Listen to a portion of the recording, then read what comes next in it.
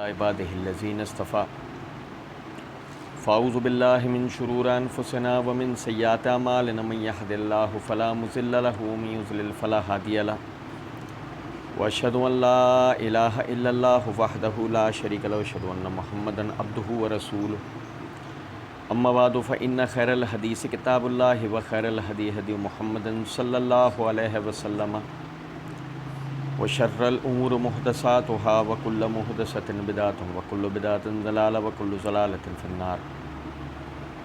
أعوذ بالله السميع العليم من الشيطان الرجيم من حمزه ونفخه ونفسه. بسم الله الرحمن الرحيم. اللهم صل على محمد وعلى آل محمد كما صليت على إبراهيم وعلى آل إبراهيم إنك حميد مجيد.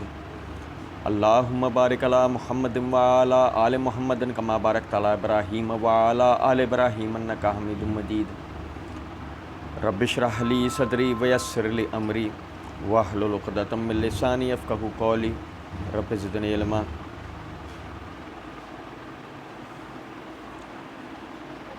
وللہ الاسماء الحسنی فادعوہ بہا وذروا الذین یلحدون فی اسمائہ سیجزون ما کانوا یعملون. اللہ رب العزت کے فضل و کرم سے ہم توحید کے حوالے سے پڑھ رہے تھے اور توحید اسماء و صفات اس کے حوالے سے ہم نے پڑھنا شروع کیا تھا. اللہ رب العزت نے ہمیں توفیق دی.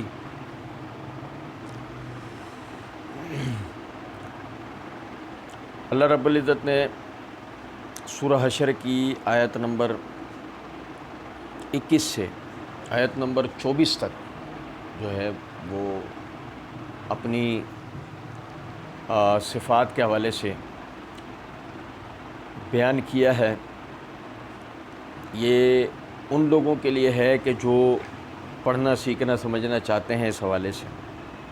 ویسے تو قرآن مجید میں کئی مقامات کے اوپر اللہ رب العزت نے اپنی صفات کا ذکر کیا ہے، لیکن خصوصیت کے ساتھ یہ سورہ حشر کی جو آیات ہیں ان کو اس شخص کے لیے کہ جو اللہ رب العزت کے اسماء و صفات سمجھنا چاہتا ہے، یہ آیات بڑی وضاحت کے ساتھ اسے بیان کرتی ہیں.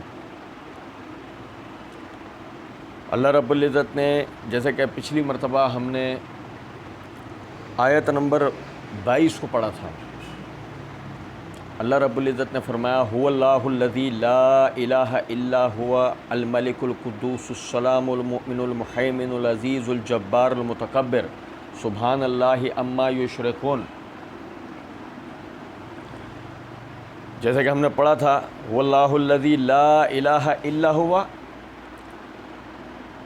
وہ اللہ کے جس کے سوا کوئی الہ نہیں ہے. یہ صفات تشریح تھی اس کی الوہیت کی. اللہ رب العزت نے آگے فرمایا الملک، یعنی اپنی صفات کے اندر آگے اللہ رب العزت نے اپنے ملک ہونے کی طرف توجہ دلائی. عربی زبان میں ملک جس کے جو ملکیت رکھنے والا ہے، قبضہ رکھنے والا ہے کسی چیز کے اوپر، اور اللہ رب العزت کا ملک ہونا یہ جیسے کہ سورہ فاتحہ میں ہم پڑھتے ہیں مالک یوم الدین، تو اللہ کا ملک یا مالک ہونے کا مطلب قرآن پاک میں اللہ رب العزت نے فرمایا جیسے کہ آیت الکرسی میں لہو ما فی السماوات و ما فی الارض. یہ دوسرے مقام کے اوپر فرمایا لہو ما فی السماوات والارض و ما بینہما. آسمان اور زمین میں اور جو کچھ ان کے درمیان ہے یہ سب کا سب اللہ رب العزت کی ملکیت ہے. اللہ رب العزت نے سورہ ملک کے اندر فرمایا تبارک الذی بیدہ الملک، برکت والی ہے وہ ذات اللہ کی کہ جس کے ہاتھ میں ملکیت.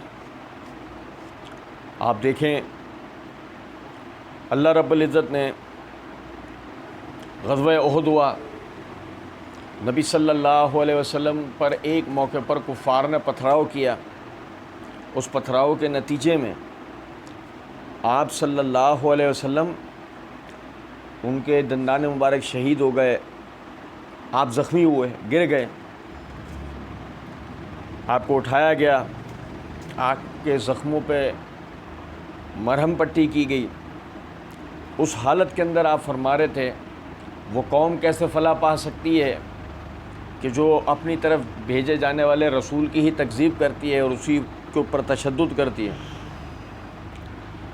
اللہ رب العزت نے آیت نازل فرمائی لیس لک من الامر شیء، اے نبی صلی اللہ علیہ وسلم آپ کو کسی بھی معاملے میں اختیار نہیں۔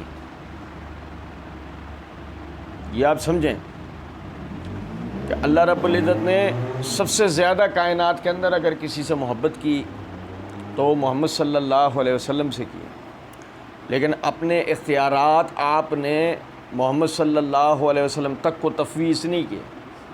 سورہ اعراف کے اندر ہم پڑھتے ہیں نبی صلی اللہ علیہ وسلم سے اللہ رب العزت نے یہ اعلان کروایا، قل اے نبی صلی اللہ علیہ وسلم آپ فرمائیے لا املک لنفسی نفعا ولا ضرا الا ما شاء اللہ، اے نبی صلی اللہ علیہ وسلم آپ فرمائیے میں تمہارے کسی بھی قسم کے فائدے یا نقصان کا اختیار نہیں رکھتا مگر جو اللہ چاہتا ہے وہ ہوتا ہے۔ اب آپ دیکھیں کہ ملکیت اللہ رب العزت نے اپنے سوا کسی کو بھی عطا نہیں کی، ساری کی ساری چیزوں کی ملکیت اللہ رب العزت کے ہاتھ میں ہے، اور یہاں تک کہ وَهُوَ مَلَكُوتُ كُلِّ شَيْءٍ، ہر چیز کی ملکیت اللہ رب العزت کے پاس ہے۔ اب ایک سوچنے کی بات ہے کہ جب مالک اللہ ہے، ملکیت اس کی ہے، حتیٰ کہ ملکیت کس طرح اس کی ہے، ہم اس کی ملکیت ہے، ہم جس چیز کا سوال کریں وہ اس کی ملکیت ہے۔ اب آپ سوچیں ذرا اس بات کو، وہ اپنی ملکیت میں سے اگر کسی کو عطا کرنا چاہے، جیسے کہ خود اللہ رب العزت نے فرمایا سورہ یونس کے اندر، فرمایا کہ اللہ اگر کوئی چیز عطا کرنا چاہے کائنات کے اندر کوئی بھی اس کو روکنے والا نہیں، اور اگر اللہ کسی سے کوئی روک دے تو کوئی اس کو دلوانے والا نہیں ہے۔ یہ اللہ رب العزت کی ملکیت۔ شیخ عبد القادر جیلانی رحمۃ اللہ علیہ، جن کو غوث پاک کہا جاتا ہے، وہ اپنی کتاب فتوح الغیب کے اندر کہتے ہیں، فتوح الغیب ان کے اس کلام کا مجموعہ ہے جو انہوں نے اپنے شاگردوں سے وقتاً فوقتاً جو احکامات انہیں دیے ہیں، جو فرامین انہیں بیان کیے، اس میں وہ ایک جگہ کہتے ہیں اے سوال کرنے والے یہ بات جان لے زمین اور آسمان کا مالک اللہ رب العزت، ہر قسم کا فائدہ ہے نقصان اس کے ہاتھ میں، جب تو اس کو پکارے تو وہ یہ امید رکھ کے پکار کہ وہ اگر دینا چاہے تو کوئی بھی روکنے والا نہیں ہوگا، اور اگر وہ روک دے تو کوئی دلوانے والا نہیں ہوگا۔ آپ سمجھ سکتے ہوں گے اس حوالے کے بیان کرنے کا مقصد صرف اور صرف یہ ہے، نبی ہوں ولی ہوں سب ایک ہی بات کہتے آئے ہیں کہ اللہ رب العزت مالک ہے اور اس کی ملکیت کے اندر کوئی بھی اس کا شریک نہیں ہے۔ مطلب اس بات کو سمجھنا چاہیے۔ ہمارے ہاں وہ ایک نعت کے نام پر ایک کلام بنا ہوا ہے، تیرا کھاواں تیرے گیت گاواں یا رسول اللہ۔ آپ سمجھے ذرا اس بات، تیرا کھاواں تیرے گیت گاواں یا رسول اللہ کا مطلب کیا ہے؟ تیرا کھاواں یعنی کہ نعوذ باللہ ملکیت ان کی ہے تو اسی لیے تعریف ان کی ہے۔ بات فطری ہے، آدمی جس کے آگے اپنا دست سوال پھیلاتا ہے اور جس سے یہ عقیدہ رکھتا ہے کہ یہ عطا کرے گا تو ظاہر تعریف بھی اسی کی وہ کرے گا۔ اگر ایک مرتبہ یہ ذہن بنا لے کہ اللہ ہماری سننے والا نہیں، اللہ ہمیں عطا کرنے والا نہیں، تو سوال ہی نہیں پیدا ہوتا وہ اللہ کی تعریف کرے۔ پھر تو صرف یہ ہوتا ہے کہ وہ لگی لپٹی بول رہا ہوتا ہے کہ جیسے نماز، ذکر و اذکار، ہم کتنے ہی لوگوں کو دیکھتے ہیں کہ وہ نماز کے اختتام کے بعد 33 مرتبہ سبحان اللہ، 33 مرتبہ الحمدللہ اور 34 مرتبہ اللہ اکبر جو پڑھنا ہے وہ اس طرح پڑھتے ہیں۔ یہ کیا ہے؟ وجہ یہ اس کی کہ ان کی وہ اللہ رب العزت کے اوپر وہ توکل، وہ بھروسہ، وہ نیت، وہ ارادہ اللہ رب العزت سے ان کا ہے ہی نہیں۔ نہ ہونے کی وجہ سے وہ اللہ کی جس طرح تعریف و توصیف کرنے کا حق ہے وہ کرتے ہی نہیں۔ یہ کیا ہے؟ سبحان اللہ کہنا اللہ کی تسبیح کا بیان ہے، الحمدللہ کہنا اللہ کی تحمید کا بیان ہے، اللہ اکبر کہنا اللہ کی تکبیر کا بیان ہے۔ لیکن اگر مثال کے طور پر بندہ یہ نہیں کرتا اس نیت اور خلوص کے ساتھ، اس کا وہ اللہ رب العزت سے اعتقاد ہی نہیں، تو الملک بادشاہ اللہ رب العزت ہے، اور بادشاہ بھی ایسا ہے کہ بادشاہوں کا بادشاہ۔ صحیح بخاری کتاب التوحید کے اندر حدیث ہے، کل قیامت کا دن ہوگا، اللہ رب العزت زمین اور آسمان سب کو اپنے دائیں ہاتھ میں لپیٹ لے گا، اور اس کے بعد اللہ رب العزت فرمائیں گے کون ہے جو دنیا کے اندر اپنی بادشاہت کے اعلان کرتے تھے، دعوے کرتے تھے، اور ظاہر ہے کہ کوئی جواب دینے والا نہیں ہوگا، تو اس وقت اللہ رب العزت فرمائیں گے کہ آج کے دن میری ہی بادشاہت ثابت ہوئی۔ یہ اللہ رب العزت کا مالک ہونا ہے۔ آپ دیکھیں اس کے مالک ہونے کو اس طرح سے بھی دیکھا جا سکتا ہے کہ اس نے ایک وقت میں یوسف علیہ السلام کے لیے ارادہ کیا بادشاہ بنانے کا، مالک بنانے کا۔ اللہ رب العزت نے معجزانہ طور پر یوسف علیہ السلام کو مصر کے تخت پر لے جا کر بٹھا دیا کہ جس کو مصر اس وقت سپر پاور ہوتا تھا، اس مصر کو کوئی ایسی قوم، ایسی فوج، ایسی طاقت پیدا نہیں ہوئی تھی جو اس کو ہرا سکتی، اور بغیر کسی جنگ و جدل معجزاتی طور پر، سورہ یوسف پڑھنے والے بھائی جانتے ہیں، اللہ رب العزت نے یوسف علیہ السلام کو لے جا کے مصر کے تخت کے اوپر بٹھا دیا، اور پھر اس کے بعد آہستہ آہستہ جن کے ہاتھوں اللہ رب العزت اس طاقتور ملک کے وسائل کو استعمال کروا کے اپنے دین کو لوگوں کے درمیان پھیلانا چاہتا تھا، اللہ رب العزت نے ان لوگوں کو وہاں آہستہ آہستہ اکٹھا کرنا شروع کیا، جیسے کہ بنی اسرائیل۔ لیکن جب ان بنی اسرائیل نے اللہ کے احکامات اٹھا کے پسے پشت پھینکے، تو اس مالک الملک کی بادشاہت کا آپ اندازہ کریں کہ انہوں نے دوبارہ سے مصر کے اصل آبائی لوگ قبطیوں کو طاقت بخشی، وہ انقلاب لے کر آئے اور سارے بنی اسرائیلیوں کو اپنا محکوم بنا لیا، اپنا غلام بنا لیا، اور تخت کے اوپر قابض ہو گئے۔ پھر وہ وقت آیا کہ جس کا ذکر اللہ رب العزت نے سورہ بقرہ کے اندر کیا ہے کہ بنی اسرائیلیوں کو بچوں کو ذبح کر دیا گیا، ان کی عورتوں کی عصمت دری کی گئی، ان کے بوڑھوں کو غلام بنا لیا گیا، ان کے جوانوں کو قتل کر دیا گیا۔ یہ ایک زمانہ سلسلہ چلا، یہاں تک کہ پھر دوبارہ سے اللہ رب العزت نے موسیٰ علیہ السلام کو اسی طریقے سے معجزاتی طور پر نیل سے یعنی نیل میں رستہ بنا کے اور وہ پوری ترتیب سے نکال کے، اور پھر آخر کار اسی مصر کے اوپر دوبارہ سے جو ہے بنی اسرائیل کی حاکمیت کو اللہ رب العزت نے قائم کیا۔ اور پھر وہ وقت آیا کہ جب سلیمان علیہ السلام نے اللہ رب العزت سے دعا کی، اے اللہ مجھے ایسی ملکیت، بادشاہت، ایسی ملوکیت، بادشاہت عطا کر جو مجھ سے پہلے اور میرے بعد تو نے کسی کو بھی نہ دی ہو۔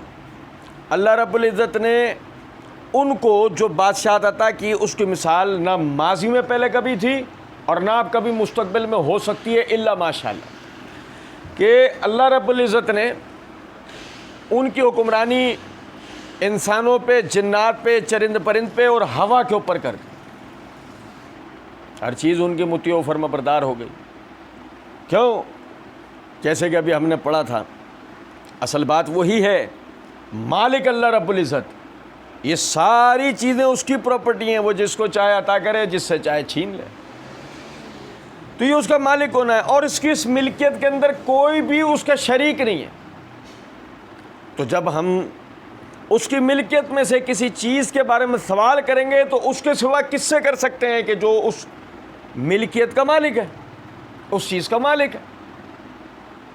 پھر آج مثال کے طور پر ہم اپنی کسی تکلیف میں شفا کے لیے، بے اولادی میں اولاد کے لیے، کام کاروبار میں تنگی میں کشادگی کے لیے، رزق میں فراوانی کے لیے، یا کسی بھی اپنی حاجت کے لیے اگر ہاتھ پھیلائیں تو مسئلہ یہ ہے کہ ان ساری چیزوں کا مالک کون ہے؟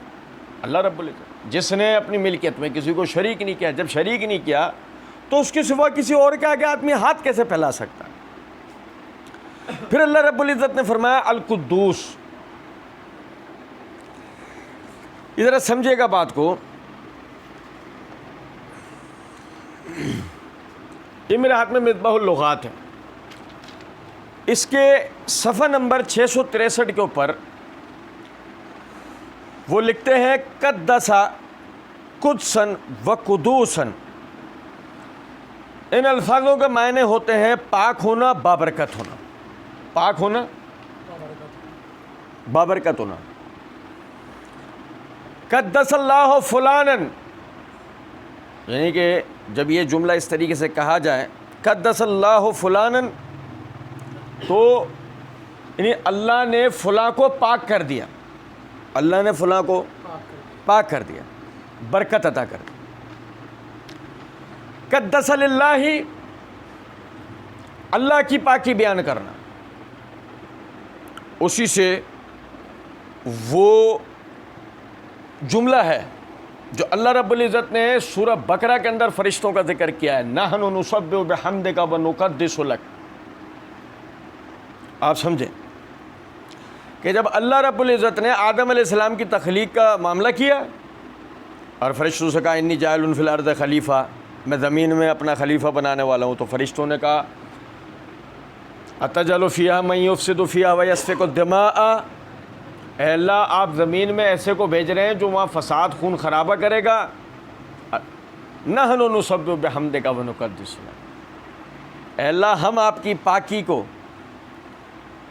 ہم آپ کی تقدیس کو بیان کرنے کے لیے کافی۔ اب کیا فرق ہے اس کے اندر؟ تسبیح اور تقدیس کے اندر کیا فرق ہے آپ سمجھیں۔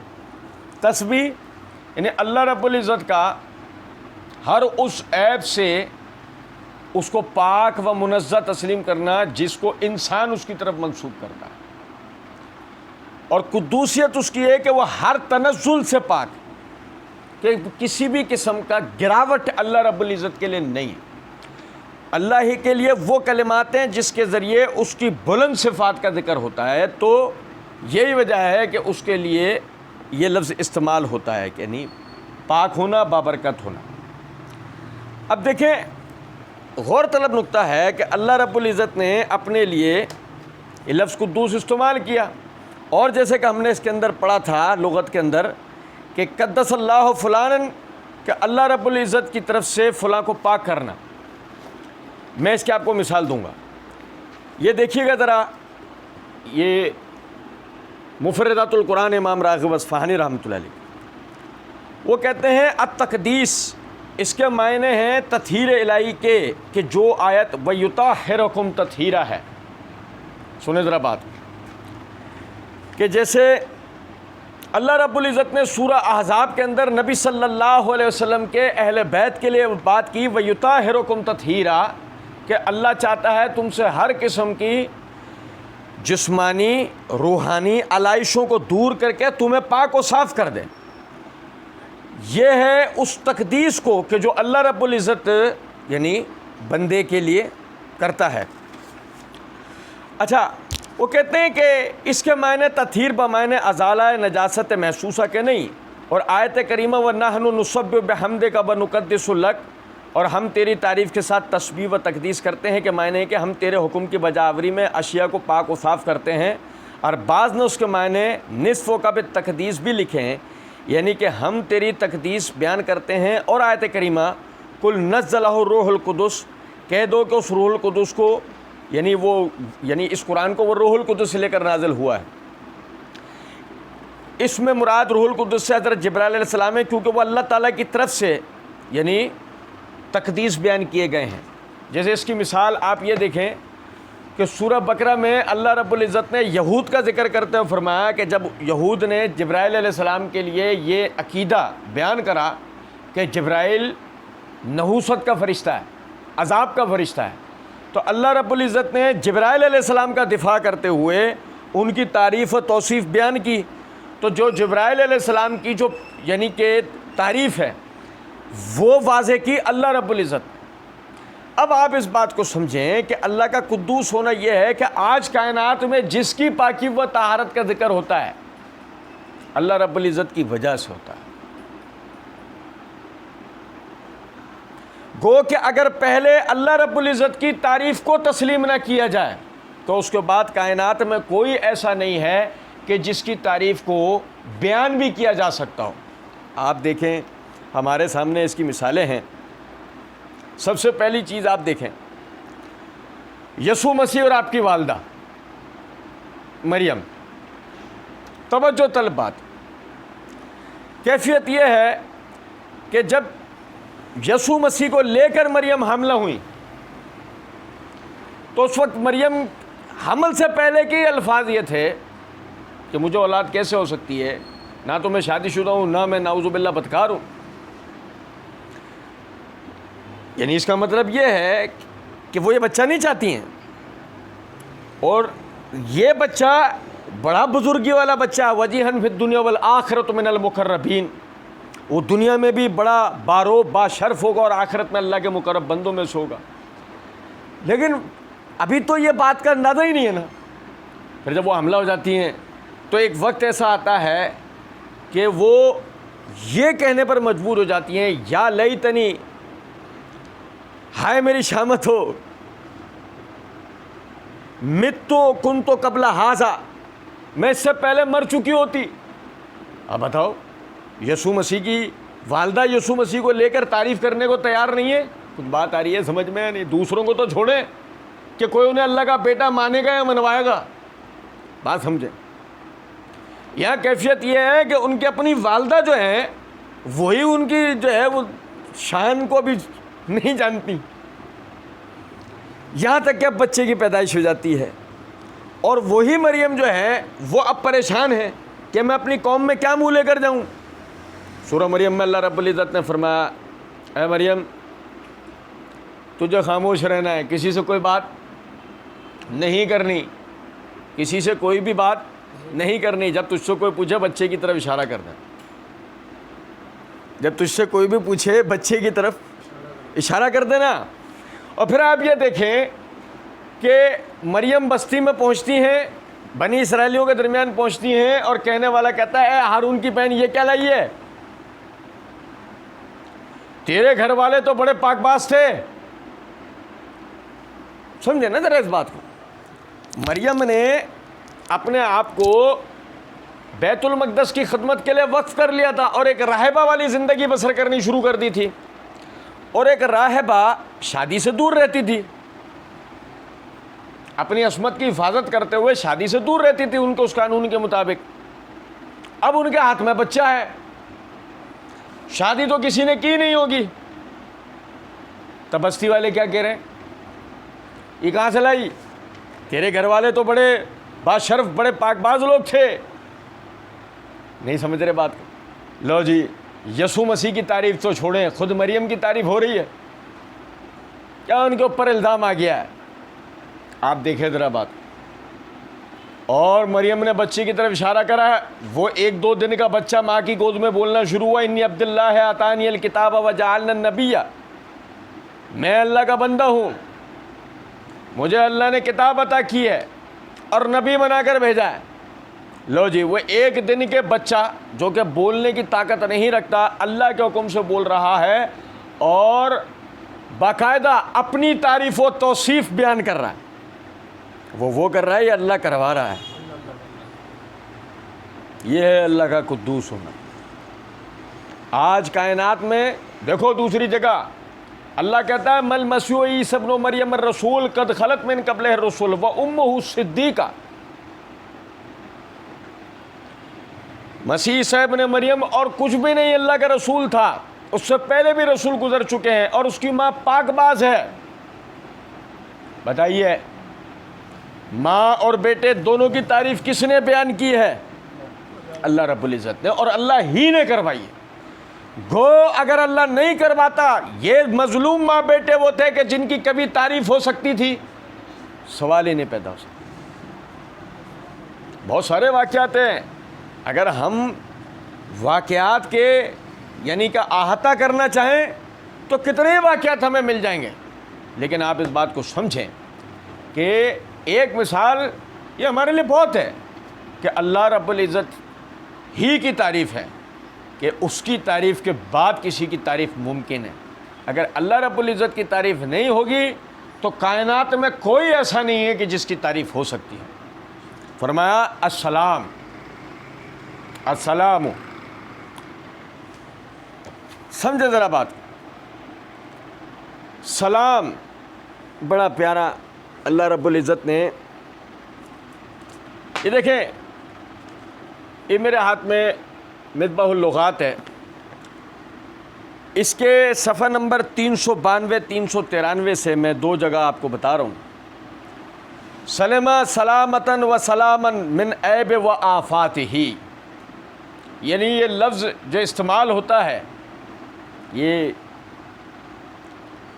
من عیب و آفاتہ، سلامتی پانا، نجات پانا، بری ہونا کس سے؟ ہر قسم کے عیب سے، ہر قسم کے عیب سے اور ہر قسم کی آفت سے، عیب سے اور آفت سے۔ وہ کہتے ہیں السلام تسلیم کا اسم، جیسے تکلیم سے کلام، جیسے تکلیم سے کلام ایسے تسلیم سے یہ اسم ہے السلام۔ طاعت و فرما برداری کے لیے جھکنا، یہ طاعت فرما برداری کے لیے جھکنا، اور السلام اللہ تعالیٰ کے اسماء حسنہ میں سے ہے، اس لیے کہ باری تعالیٰ نقائص و عیوب وغیرہ سے پاک ہے۔ کیا مطلب ہے اس بات کا؟ دیکھیں اللہ کا سلام ہونا یہ دو طرح ہے۔ میں نے آپ کے سامنے ایک لغت سے وہ مثال دی، میرے ہاتھ میں مفردات القرآن امام راغب اصفہانی رحمۃ اللہ علیہ کی صفحہ نمبر 492 493 کے اوپر، وہ کہتے ہیں السلم و سلامتوں کے معنی ظاہری اور باطنی آفات سے پاک اور محفوظ رہنے کے ہیں۔ پھر انہوں نے اس کی مثالیں دی قرآن سے، کہتے ہیں پس سلم یسلم و سلامتاً و سلامن کے معنی سلامت رہنے، اور سلمہ اللہ تفعیل کے باب میں کے معنی سلامت رکھنے کے ہیں۔ بعض نے کہا ہے کہ اللہ تعالیٰ کے وصف سلام کے ساتھ موصوف ہونے کے معنی یہ ہے کہ جو عیوب و آفات مخلوق کو لاحق ہوتے ہیں اللہ تعالیٰ ان سب سے پاک۔ سمجھے ذرا بات، اس کا سلام ہونا دو اعتبار سے ہے اللہ رب العزت کا،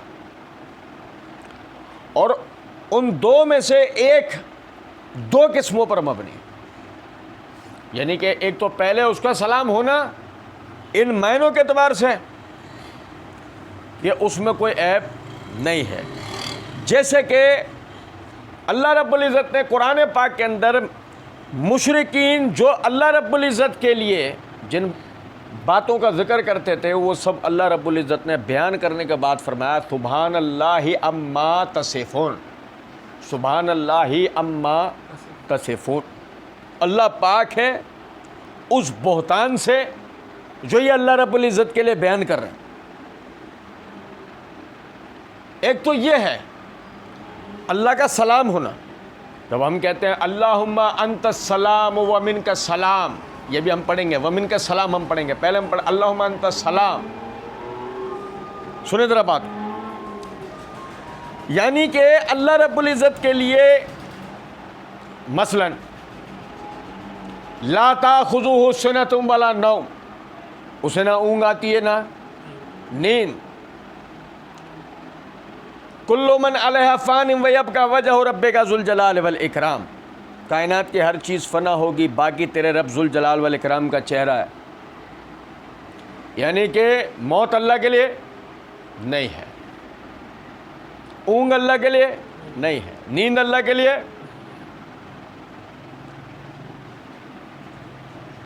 سورہ حج میں اللہ رب العزت نے فرمایا تمہارا گوشت اور خون، تمہاری قربانیوں کا گوشت اور خون ہمیں نہیں پہنچتا، ہمیں تو تمہارا تقوی پہنچتا ہے. اللہ کھانے پینے سے پاک ہے. سمجھ رہے ہیں بات؟ اللہ رب العزت کی عمر نہیں ہے، اللہ رب العزت کی، کیونکہ عمر اس کی ہوتی ہے کہ جو وقت کی قید میں ہو.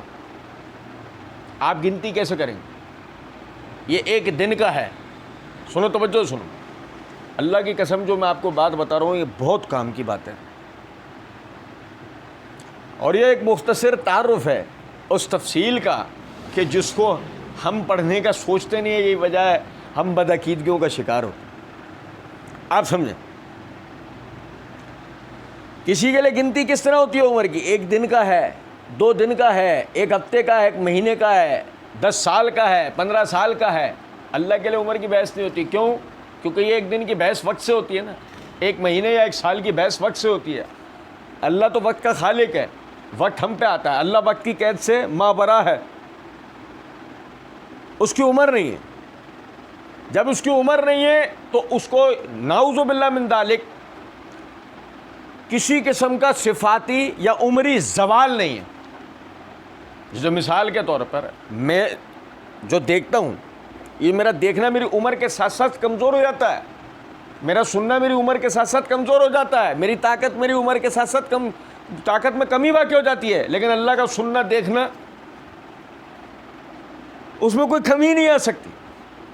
یہ ہے اللہ رب العزت کا سلام ہونا. وہ ہر عیب سے منزہ و سلامتی میں ہے، اسے کوئی عیب نہیں آتا. عیب ہمیں آتے ہیں. اور یوں بھی اللہ جسم سے پاک ہے.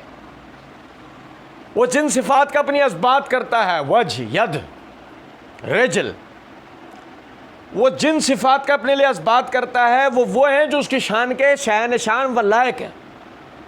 ان کی کیفیت ہم نہیں جانتے، ہمیں صرف ان کا علم ملا ہے، ان کی کیفیت کو اللہ ہی جانتا. ہاں وہ ہیں جو اللہ کی شان کے شائع نشان. اچھا اب دیکھیں، یہ بات غور طلب ہے. میری ٹانگ ہاتھ کٹ سکتے ہیں کیونکہ میرا یہ جسم ہے، اللہ جسم سے پاک ہے، اس کے ٹانگ ہاتھ پیر کٹ نہیں سکتے. اب میری بات سمجھ رہے ہیں میں کیا کہہ رہا ہوں؟ اللہ سلام ہے، اور اس کا سلام ہونا اسی میں ایک دوسرے طرف یعنی طریقے. مخلوق میں سے انتہائی طاقتور، مثال کے طور پہ میں ایٹم بوم کو ایک بہت بڑی مشین میں رکھ کر اللہ کی طرف فائر نہیں کر سکتا. یار سمجھے نہیں ہم بات؟ مطلب آپ اللہ کو کوئی نقصان نہیں پہنچا سکتے. پہنچا سکتے؟ آپ اللہ کو کوئی نقصان نہیں پہنچا سکتے. لو ایٹم بوم ایک مشین میں رکھا، دھڑا، کیا وہ اللہ کو نشانہ بنا رہے ہیں؟ نعوذ باللہ، نہیں. لیکن اللہ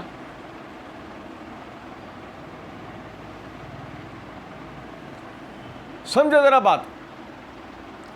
ہم سائنس کے اندر پڑھتے ہیں ان شہابیوں کا ذکر جو سیاروں اور ستاروں کے بکھرے ہوئے حصے ہیں. ایک معمولی کنکر جتنے بڑے ہوتے ہیں، اور بعض مرتبہ یہ سورج سے بھی جسامت میں بڑے ہوتے ہیں. سورج ایک ایسی جسامت کا حامل سیارہ ہے کہ اگر وہ زمین سے آ کے ٹکرائے، زمین کو ٹکڑے ٹکڑے کرتا ہوا نکل جائے اور اس کے اندر ایک دراڑ بھی نہیں پڑے. نہیں سمجھے؟ وہ زمین سے آ کے ٹکرائے، زمین کو پاش پاش کرتا ہوا چلا جائے اور اس میں ایک دراڑ بھی نہیں پڑے. سورج ایسا ہے. اور سمجھیں ذرا بات کو کہ وہ جن ہم صحابیوں کا ذکر کر رہے ہیں، وہ صحابی سورج کے جسامت سے بھی بعض مرتبہ بڑے ہوتے ہیں. اتنے بڑے صحابی. اب آپ سمجھیں ذرا اس بات کو کہ اگر وہ صحابی زمین سے آ کے ٹکرائیں ایک سیکنڈ کے ہزارویں حصے کے اندر، بلکہ لاکھویں کروڑویں حصے کے اندر، ایک سیکنڈ کے کروڑویں حصے کے اندر اس کائنات میں زمین کا کوئی وجود ختم، زمین ہی نہیں، ختم ہو گئی۔ جتنی دیر میں ایک ایٹامک بوم، طاقتور ترین ایک ایٹامک بوم تباہی نہیں کر سکتا، یہ اس سے بھی زیادہ بڑی تباہی کی طرف ہم اشارہ دے رہے ہیں، نہیں سمجھے؟ اور یہ کس طرح ہے؟ فَإِنَّمَا أَرَادَ أَن يَقُولَ لَهُ كُن، جب ہم کسی کام کا ارادہ کرتے ہیں تو کہتے ہیں ہو جا، یہ صرف اتنے پر ہے کہ اللہ کسی شہابیہ کو حکم دے زمین کی طرف پلٹ جا، بس وہ والا شہابیہ جس کی ہم بات کر رہے ہیں۔ تو اللہ سلامتی میں ہے لیکن ہم سلامتی میں نہیں ہیں، اللہ سلامتی میں ہے، ہم سلامتی میں نہیں ہیں۔ تو اللہم انت السلام، اے اللہ آپ ہی سلام ہیں۔ سنیں ذرا بات، صحیح بخاری کتاب الصلاۃ کے اندر حدیث ہے، عبداللہ ابن مسعود رضی اللہ تعالیٰ عنہ فرماتے ہیں ابتداء کے اندر نماز کے اختتام کے اوپر ہم کہا کرتے تھے السلام علی فلان، السلام علی فلان، السلام علی اللہ، سلام و فلاں پہ، سلام و فلاں پہ، سلام و اللہ پہ۔ سنو، نبی صلی اللہ علیہ وسلم نے فرمایا اللہ کے بندو ان اللہ هو السلام، اللہ تو خود سلام ہے، تم ان پہ کیا سلام بھیج رہے ہو؟ تم میں سے ہر ایک کو اتنا کافی ہے کہ دائیں بائیں اپنے بھائی کی طرف منہ کر کے کہا کرے السلام علیکم ورحمۃ اللہ۔ بات سمجھے ہیں یا نہیں؟ سلامتی اللہ کے لیے ہم بھیجیں گے، ان اللہ وملائکتہ یصلون علی النبی یا ایھا الذین آمنوا صلوا علیہ وسلموا تسلیما۔ کیا ہے اس آیت کا مفاد؟ بے شک اللہ اور اس کے فرشتے محمد صلی اللہ علیہ وسلم پر سلامتیاں بھیجتے ہیں، برکتیں بھیجتے ہیں۔ سلامتیاں تو ہے ہی اللہ رب العزت کی طرف سے، وہ سلام ہے، اللہ رب العزت وہ سلام ہے۔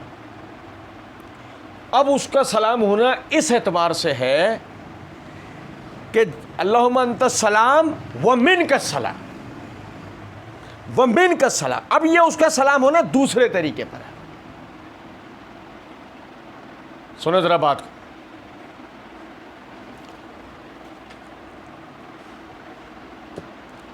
وہ موسیٰ علیہ السلام اپنی قوم کے ساتھ کھڑے ہیں، پیچھے فرعون اپنی پوری فوج کے ساتھ آ گیا، کیا ہوگا؟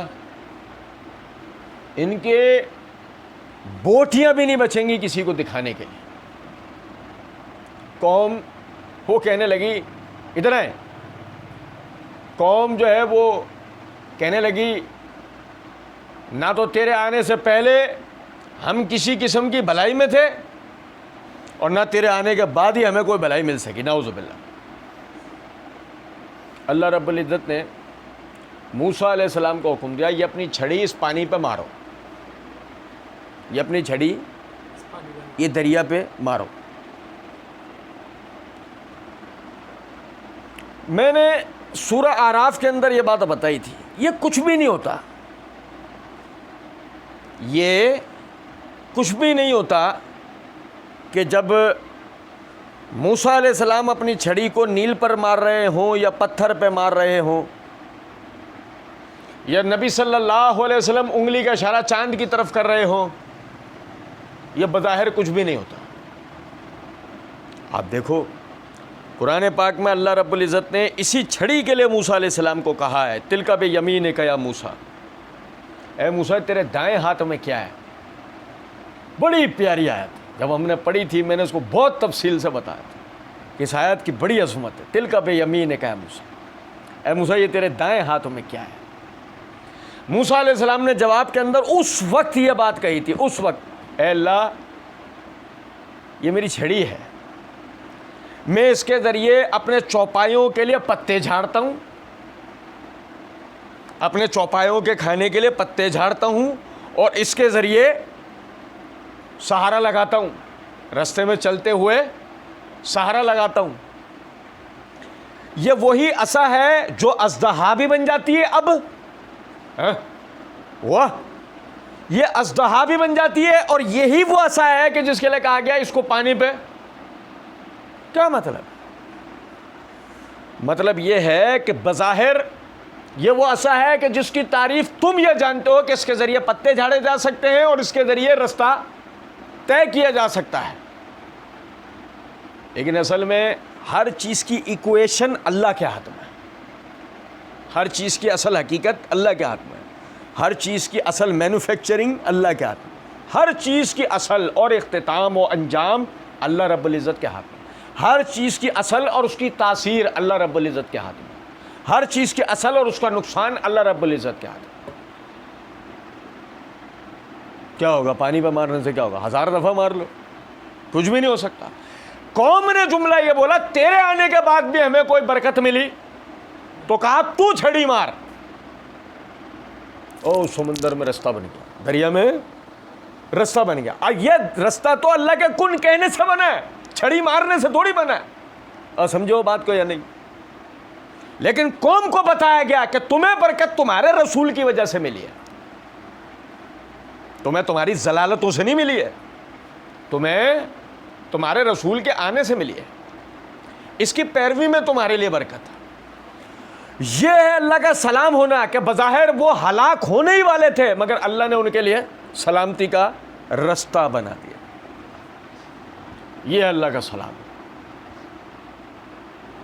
اب آپ سمجھیں اس بات کو، مشکلات کے اندر بندہ اللہ کے سوا کسی اور کی طرف کیا رجوع کرے گا؟ اللہم انت السلام و منک السلام و الیک السلام. اے اللہ سلام آپ ہیں، آپ کی طرف سے سلامتی ہے، آپ کی طرف سے ہی ہمیں سلامتیاں عطا ہوتی ہیں. ابے تم نماز میں اقرار کرتے ہو بھائی اس بات کا، ہر نماز کے بعد تم دعا کرتے ہو. تم اللہ کے سوا سلامتیوں کے لیے، برکتوں کے لیے کسی اور کی طرف توجہ کر بھی کیسے سکتے ہو؟ تمہارا ہر نماز کے بعد یہ اقرار ہوتا ہے. اور دیکھیں یہ اللہ کا سلام ہونا کس طرح ہے. سلام قول من رب رحیم. اہل جنت جنت میں داخل ہو رہے ہیں کس وجہ سے؟ کیا کہتے ہوئے؟ سلام قول من رب رحیم، سلام قول من رب رحیم. ہم اللہ کے حکم جو کہ رب رحیم ہے، ہم اس کے حکم سے سلامتی کے ساتھ جنت میں داخل ہو رہے ہیں. اور بھائی نہیں سمجھو، بھائی نہیں سمجھے کیا ہے حدیث کے اندر الفاظ کہ کوئی شخص بھی اپنے اعمال کے عوض جنت میں نہیں جائے گا. اور کیا ہے حدیث کے اندر الفاظ کہ اللہ رب العزت فرشتوں کو حکم دے گا کہ جنتیوں کو جہنم کے دروازے کے سامنے سے لے کے گزرو. جنتوں کا فیصلہ ہو گیا ہے، لیکن جنتیوں کو جنت میں داخل کرنا کس طرح ہے؟ جہنم کے دروازے کے سامنے سے لے کر نکلو انہیں. حدیث میں الفاظ ہیں 1000 سال کی مسافت ہوگی ان میں اور جہنم کے دروازے میں. 1000 سال کی مسافت. جہنم کا دروازہ اتنا دور ہے جتنا بندہ 1000 سال سفر کرے، اتنا دور ہے. اور جب جنتی اس کے سامنے سے گزارے جائیں گے، جنتی چلانا شروع ہو جائیں گے، ہائے ہائے کرنا شروع ہو جائیں گے، اے اللہ بچا لے. اب بھائی جہنم اور جنت میں ان کے درمیان میں مسافت 1000 سال کی، اور جنتیوں کو پتہ بھی فیصلہ کیا سن کے آئے کہ تم سب جنتی اور کہاں داخل کیے جا رہے ہو؟ میری رحمت کی وجہ سے جنت میں داخل. فیصلہ بھی یہ سن کر آ رہے ہیں. یہ جہنم کا دروازہ 1000 سال کی مسافت سے نظر آیا اور سب بھول گئے. یہ ہے جہنم کی ہولناکی، سب بھول گئے. اب چلا رہے ہیں، لے گئے فرشتے. اور اللہ کہہ رہا ہے تم جنت میں داخل ہو رہے ہو میری رحمت کی وجہ سے. تو جنت میں داخل ہوتے ہوئے کیا کہتے ہوئے جا رہے ہیں؟ سلام قول من رب رحیم. ہم اس رب رحیم کے حکم کے سبب سلامتی کے ساتھ جنت میں داخل ہو رہے ہیں. تو یہ ہے اللہ کا سلام ہونا. جنتی اللہ قرآن میں سورہ یاسین میں جنتیوں کا قول ہی یہ بتاتا ہے، سلام قول من رب رحیم. گو اگر اللہ رب العزت کی طرف سے سلامتی نہیں ہو ہم ایک سیکنڈ بھی زندہ نہیں رہ سکتے. یہ اللہ کا سلام. یہ تو خیر ایک مختصر تعارف ہے. میں آپ بار بار یہ بات عرض کر رہا ہوں, دیکھیں صفات کا بیان یہ محض ایک تعارف ہے. توحید اسماء و صفات جو ہم پڑھ رہے ہیں محض ایک تعارف. محدثین نے مکمل تفصیلات ان صفات, اور وہی ایک حقیقت ہے. صفات کا علم ہی حقیقت ہے. توحید کو وہ آدمی جان ہی نہیں سکتا جو صفات کو نہیں جانتا. کتنے رٹے مار لے توحید کے, اگر صفات کو نہیں جانتا وہ توحید کو نہیں جانتا. فرمایا المومن, او بھائی کیا ہے, کیا اس بات کیا اللہ نے اپنے لیے صفت کا المومن. اب بھائی نہیں سمجھے مومن کس کو کہتے ہیں؟ ہم بچپن سے کس کا سنتے ہیں مومن. سنیں ذرا بات کو, یہ میرے ہاتھ میں مصباح اللغات, اس کے صفحہ نمبر 40 اور 41 کے اوپر وہ لکھتے ہیں آمنا امنن, اعتماد کرنا, بھروسہ کرنا, مائل ہونا. المومن تسلیم کرنے والا, مان لینے والا, تصدیق کرنے والا, اور یہ اللہ کے اسماء حسنہ میں سے ایک. اب سمجھیں ذرا اس بات کو. ہم نے پڑھا آمنا امنن, سنیں ذرا بات. اللہ کا مومن ہونا دو طرح. ایک یہ جو محدثین کہتے ہیں, یعنی اکثریت جو کہتے ہیں, سنیں ذرا بات. یہ نوح علیہ السلام 950 سال تک تبلیغ کرتے رہے ہیں اور یہ کہتے رہے کہ میں اللہ کا رسول ہوں. یہ نوح علیہ السلام کی تصدیق کرنے والا کون تھا کہ یہ اللہ کے رسول ہے؟ کون؟ اللہ. سب سے پہلے اپنے رسولوں کی تصدیق کرنے والا کون ہے؟ اللہ ہے. اس اعتبار سے اللہ مومن ہے. کیا؟ اعتماد کرنے والا. اور سنیں پھر یہ اللہ کا مومن ہونا لفظ امنن سے مشتق ہے, جس کا معنی ہے امن دینے والا, پناہ دینے والا. ہم نے پچھلے دنوں الوہیت کے بیان کے اندر پڑھا تھا کہ اللہ رب العزت نے سورہ مومنون کے اندر فرمایا وہ کون ہے کہ جو پناہ دیتا ہے اور اس کے مقابلے میں کوئی پناہ نہیں دے سکتا. کیا اللہ کے علاوہ کوئی اور الہ بھی ہے؟ یہ ہے اللہ کا مومن ہونا کہ پناہ دینے والی ذات کس کی ہے. دیکھو ذرا بات, اصحاب کہف کیا کیفیت تھی؟ لڑکے ہیں بے یار و مددگار قسم کے, انہوں نے بت پرستی سے توبہ کر لیے اور توحید کی طرف آ گئے. عیسیٰ علیہ السلام پر ایمان لے کر آ گئے. وہ حقیقی زمانہ عیسیٰ علیہ السلام کا, وہ کہ جس میں عیسیٰ علیہ السلام کی تعلیمات ابھی بگاڑ اور بدعات کا شکار نہیں ہوئی تھی. مسلمان ہو گئے, قوم مارنے کے در پہ ہے, پیچھے بھاگ کے غار میں چھپ گئے, غار بچائی, ڈھونڈتے ڈھونڈتے پہنچ جائیں گے, نکال کے مار دیں گے. لیکن مسئلہ یہ ہے ذہن ہے نا, ذہن پہ ایک مخصوص دباؤ ہو رہا ہے. نیند کی کیفیت, تھکان اور نیند کی کیفیت ہو رہی ہے. غار کے اندر جب گئے ہیں پناہ لینے کے لیے, غار میں چھپ گئے ہیں, تو تھکان اور نیند کی وجہ سے جو جدھر پڑا نا وہی سو گیا. وہ ادھر پڑا تھا ادھر سو گیا, ادھر پڑا تھا ادھر سو گیا, جیسے وہ سو گیا. کتا آیا ایک دروازے کے اوپر, خطرناک قسم کا کتا آ کے وہ ایک دروازے کے اوپر, یعنی کہ دہانے کے اوپر, غار کے دہانے کے اوپر داخلی رستے پہ بیٹھ گیا. اس کتے کو دیکھ کر اندازہ نہیں ہو سکتا تھا کہ اندر کوئی انسان جا سکتا ہے. آپ سمجھیں ذرا اس بات. لوگ آئے, ڈھونڈ کے چلے گئے. لیکن کیا یہ مسئلہ ایک دن میں حل ہو جانا تھا اور انہیں بھاگ کے کہیں نکل جانا تھا؟ میں نے سورہ کہف میں بڑی تاریخی اعتبار سے, جغرافیہ اعتبار سے بڑی تفصیل بتائی تھی. وہ اس علاقے سے کہیں باہر نکل کے بھاگ ہی نہیں سکتے اور آخر کار ان کو وہ مار دیتے. ہوا کیا؟ اللہ رب العزت نے ایک نیا سسٹم متعارف کروایا. اس سسٹم میں کیا ہوتا ہے؟ پہلے تو یہ تھا کہ اصحاب ایکا کی طرح آپ ایک خندق کھودو اور ایمان لانے والے سارے کے ساروں کو اس میں جھونک کر زندہ جلا دو، جیسے قوم تبع نے کیا۔ ایک تو وہ وقت تھا، ایک یہ وقت ہے کہ آج بھی یہ کیا جا سکتا تھا، لیکن اب ختم، اب سسٹم چینج۔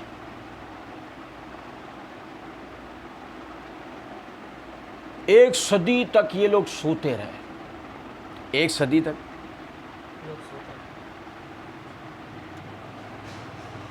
یہ ناممکن ہے۔ اگر مثال کے طور پر ایک آدمی ایک ہفتہ سو جائے گا، تو جب وہ سو کر اٹھے گا تو وہ بیمار ہوگا، اس کا جسم نہایت ہی نحیف و کمزور ہو چکا ہوگا۔ وجہ اس کی ہر 4 گھنٹے میں انسانی جسم خوراک مانگتا ہے، اور ایک نارمل انسان 8 گھنٹے کم از کم سوتا ہے، تو جب وہ اٹھتا ہے تو ناشتہ مانگتا ہے، اس کو بھوک لگ رہی ہوتی ہے۔ یہاں 8 گھنٹے کی بحث نہیں ہے، یہاں 7 دن کی بحث ہو رہی ہے کہ اگر ایک ہفتے وہ مسلسل سو کر اٹھتا ہے تو وہ بیمار ہو چکا ہوگا، اور اگر مثال کے طور پر وہ 1 مہینہ سو گیا تو اس کا مطلب کیا ہے؟ ممکن ہے اب جب وہ اٹھے تو وہ اتنا بیمار ہو کہ اگر بر وقت علاج نہ ہوا ہو تو یہ مر جائے گا، اور اگر کوئی آدمی 6 مہینے سو گیا ہو تو کیا ہوگا؟ وہ زندہ اٹھ ہی نہیں سکتا، وہ زندہ اٹھ نہیں سکتا، اسے مردہ سمجھو، اور اگر اس پہ سال بیت گیا ہو تو لازماً کھود دو قبر اس کی، دفنا دو اسے، ایسے ہی ہے۔ توجہ سنیں میری بات، یہاں بات 6 مہینے یا سال کی نہیں ہو رہی، بھائی توجہ سے میری بات سن، یہاں 6 مہینے یا سال کی بات نہیں ہو رہی، یہاں بات ہو رہی ہے 100 سالوں کی۔ اور اللہ نے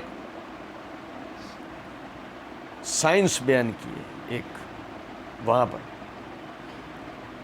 ہم ان کو کروٹیں بدلواتے تھے، ہم ان کو کیوں؟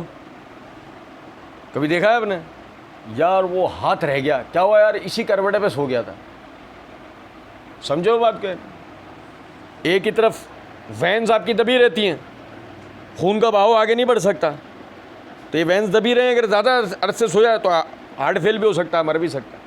لیکن جب تک وہ اٹھتا ہے تو اتنا ہوتا ہے کہ اس کے ایک ہاتھ میں درد ہوتا ہے، بس ایک حصے میں درد ہوتا ہے، یعنی اتنی دیر پڑا رہے وہ تو اس کا ہارٹ فیل ہو جائے گا۔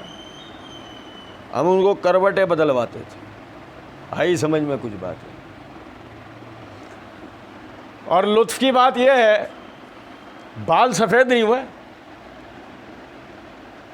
چہرے پر نشانات نہیں آئے، کیڑے نہیں پڑے۔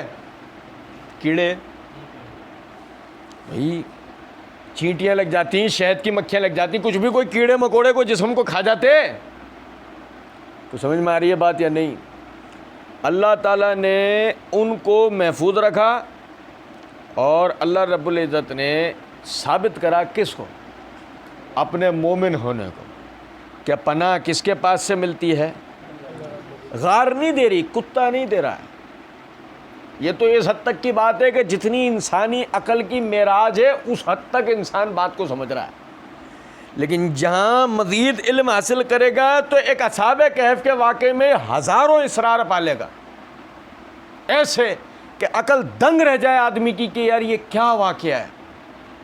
یہود بے وقوف تھے کہ انہوں نے نبی صلی اللہ علیہ وسلم سے آ کے یہ 3 واقعات پوچھے، وجہ تھی تینوں واقعات کے اندر ایک مکمل سائنس ہے، تو یہی وجہ ہے کہ انہوں نے آ کر یہ سوالات رسول اللہ صلی اللہ علیہ وسلم سے کیے تھے، اور یہ 2 صورتیں اور 2 آیتیں نازل ہوئی تھی، میں نے پورا بتایا تھا۔